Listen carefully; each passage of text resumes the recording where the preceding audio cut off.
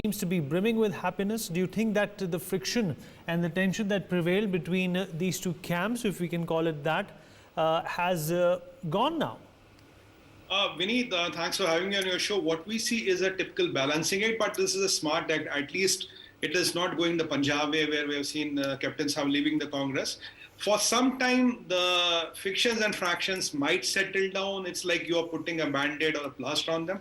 But eventually they have to surface because there's a fundamental disconnect between the way of leadership. There's a fundamental disconnect in the vision, in the mission, in the vision of Sachin Pilotji and CM Saab. So this is bound to happen. Now today, if you look, 5 people have been inducted from the pilot camp, 3 to the cabinet and 2 of Minister of State. That will give Sachin Pilotji some face for some time, but ultimately, will it solve the problem? Will that वो जो कहते हैं ना जो दूरियां हैं, will that जो दिलों में दूरियां, will they really go down? Remember last time what Gehlot Saab said? He said it has been years I have not spoken to Sachin Pilot. You know, when his people were camping in Gurgaon. So we have seen that kind of factions and frictions coming out and then putting cement on the fissures and kind of gives it some strength. But how long will that strength last? Because there is a fundamental crack in the organization.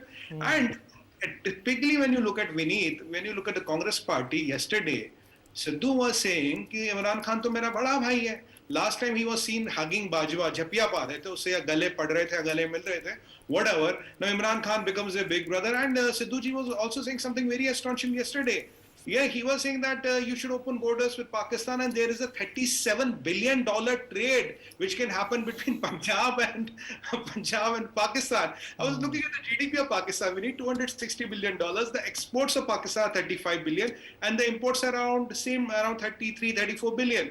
Now, if the exports and imports are not even $37 billion, where does Sidhu ji get this number of $37 billion trade, which can happen through Wagah-Atari border with Punjab? I mean, with these kind of things coming in the open and that blatant Pakistan support, Pakistan advocacy, now these things are, if you look at it, Punjab is going from bad to worse, and here they are trying to do this bad. Sumit, hold on to that thought. Hold on to that thought. My colleague Manu Sharma is also joining us when it comes to the Congress party. Anything can happen. Correct. I think, Vineet, when you look at the Congress party, you're absolutely right. So anything can happen. If you can leave a 50-year-old congressman, Maharaja Patiala, ex-army, Indian Army captain, Captain Amrinder Saab, and he is now forming a new party, and he has clearly said that he will, do a seat-sharing agreement with the BJP.